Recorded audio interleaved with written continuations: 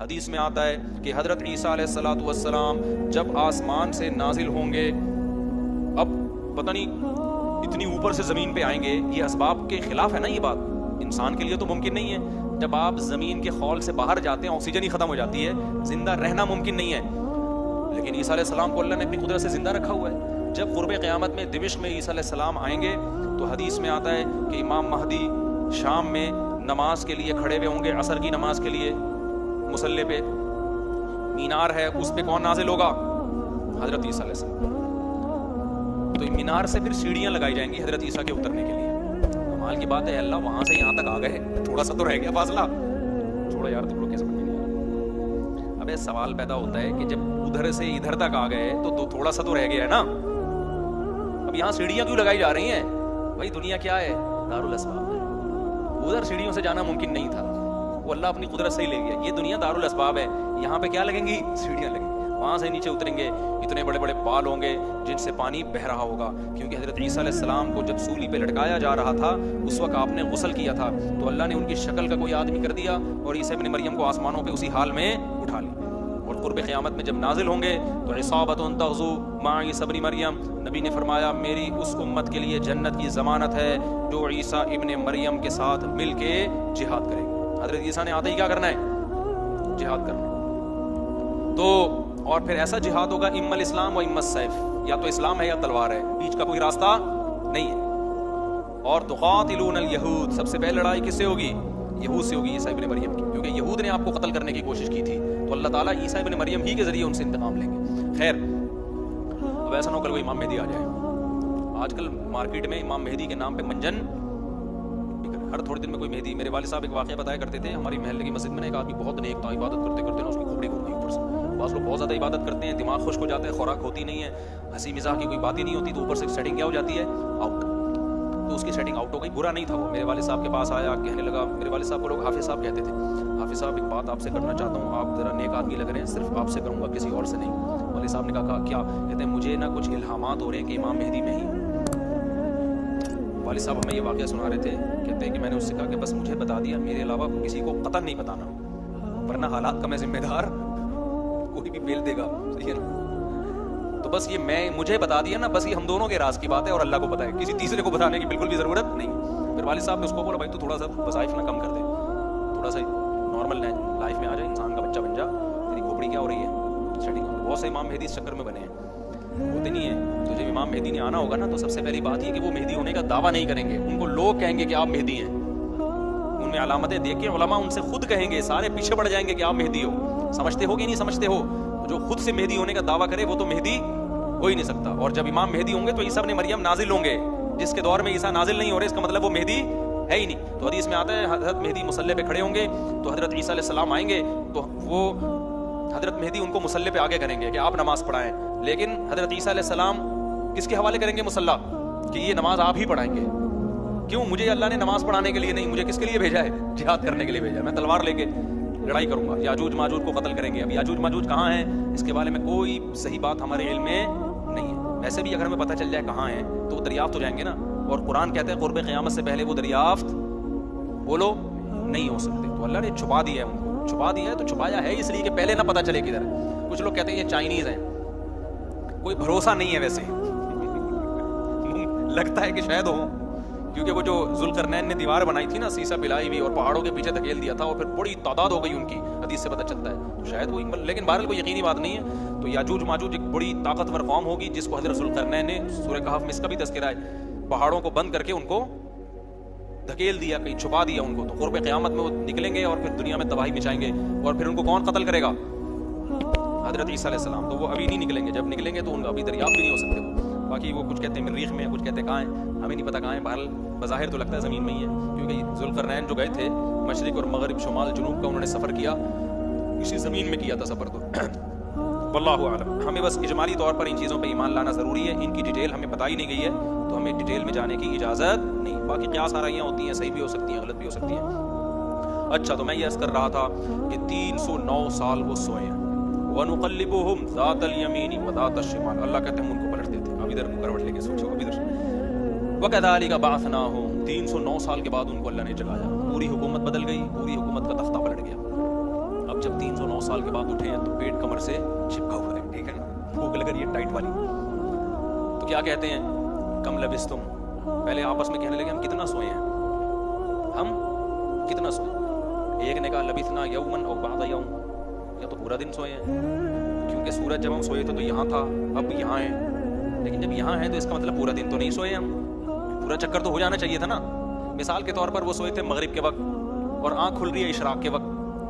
अब कंफ्यूज हो रहे हैं ना कि यार अगर हम थोड़ा सोए हैं तो ये तो हमें लग रहा है बहुत ज़्यादा सोए हैं, 24 घंटे से ज़्यादा तो सो नहीं सकता कोई।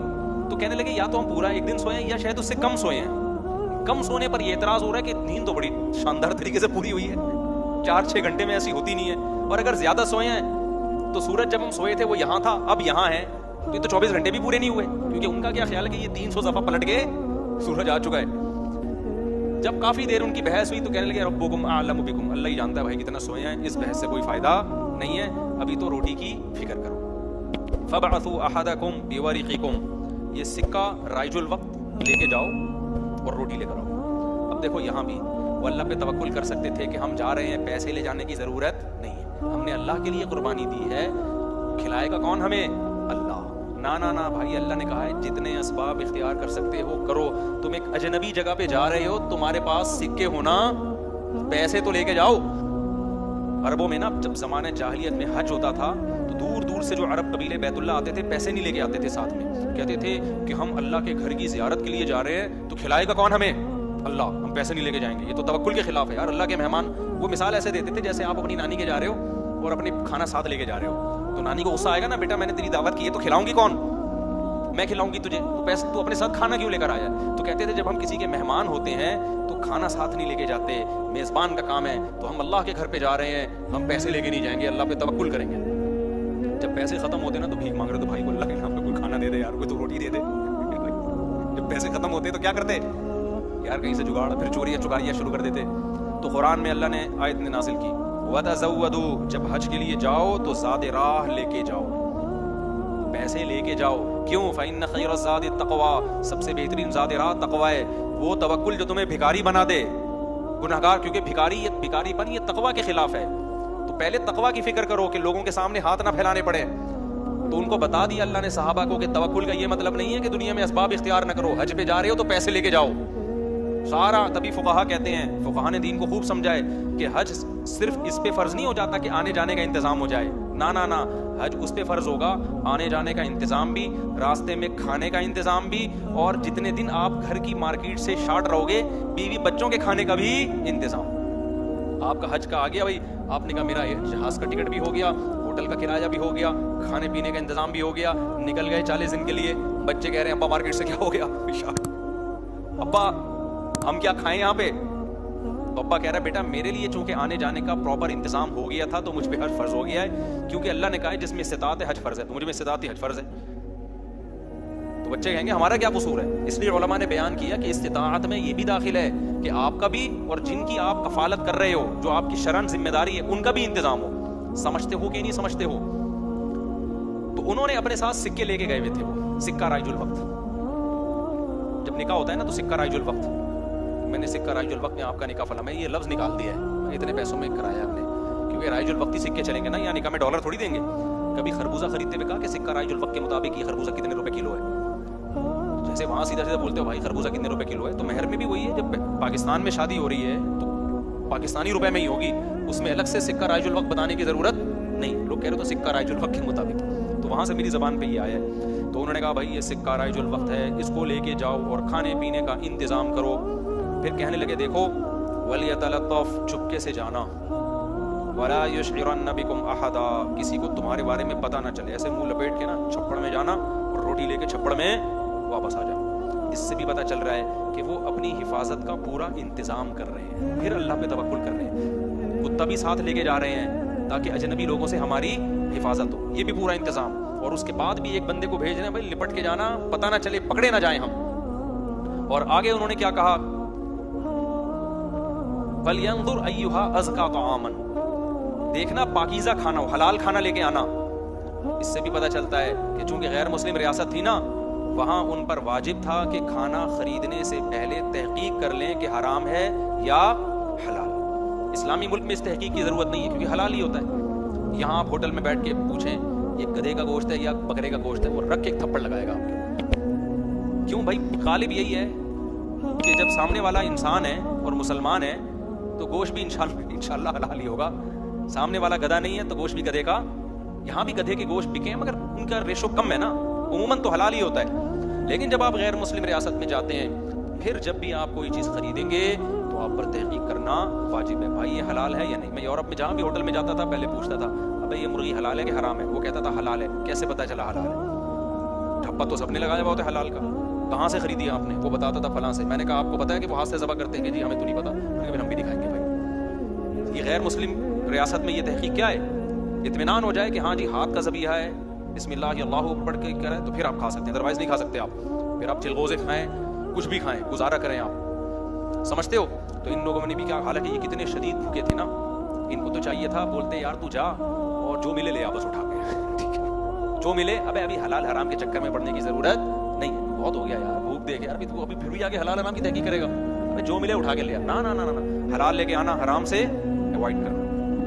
اب جب وہ بندہ آیا نا سکہ رائج الوقت لے کے, تو جب وہ اس نے سکہ دیا تو وہ دکاندار نے بولا بھائی یہ کون تھے زمانے کا سکہ لایا ہے بھائی تو, ٹھیک ہے نا, یہ کرنسی تو کیا ہو گئی ہے, 300 سال پہلے یہ نوٹ ختم ہو چکے ہیں. اس پہ تو جس بادشاہ کی تصویر ہے وہ بھی بت پرست بادشاہ تھا, اس کا تو خاتمہ ہو گیا ہے. یہاں تو جہاد ہوا, دوسری قوموں نے حملہ کیا, پوری ریاست کیا ہو گئی ہے, ختم.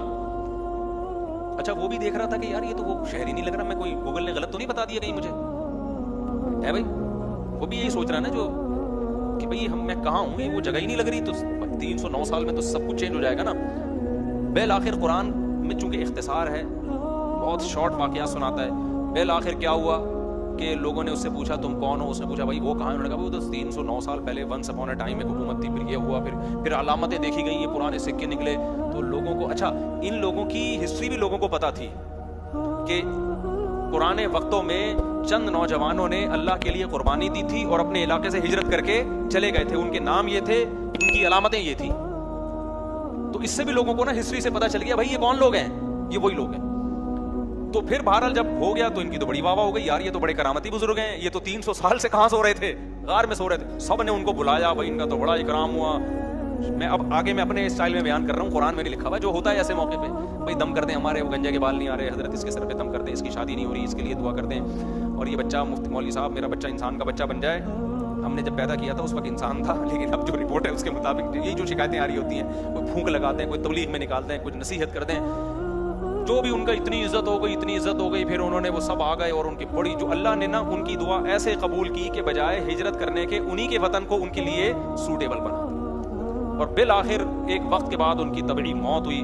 تو اب لوگوں میں جھگڑا ہو گیا, بھائی ان کی موت واقع ہو گئی ہے, تو یہ چونکہ ایک بڑا تاریخی واقعہ ہوا ہے, نا, اس واقعے کو محفوظ رکھ. ہسٹری تو ہر ایک چاہتا ہے نا محفوظ ہو, اور وہ ہسٹری جس میں کوئی سبق ہو. تو کسی نے کہا ہم قبہ بنائیں گے, کسی نے کہا ہم کیا بنائیں گے. لیکن جو غالب لوگ تھے, جن کو اللہ نے غلبہ دیا تھا, انہوں نے کہا لنتخذن علیہم مسجدا, ہم ان کی غار, کہا جاتا ہے کہ اسی غار میں ان کو دفن کیا گیا, جس غار میں انہوں نے زندگی گزاری نا, ہم ان کے غار کے قریب ایک مسجد بنائیں گے تاکہ اس مسجد میں نماز بھی ہو, عبادت بھی ہو, عقیدہ توحید بھی زندہ رہے. کیونکہ انہوں نے قربانی توحید کے لیے دی تھی, اور مسجد توحید کا سب سے بڑا ذریعہ ہے. مسجد بتاتی ہے کہ صرف اللہ کو پکارا جائے گا, تو انہوں نے پھر وہاں مسجد بنا دی. تو اب بعض لوگ اس سے کہتے ہیں, اس سے پتہ چلتا ہے مزاروں پہ مسجدیں بنانا جائز ہے. نا, اس وقت ان کی قبر کے قریب مسجد بنائی گئی تھی توحید کو زندہ کرنے کے لیے.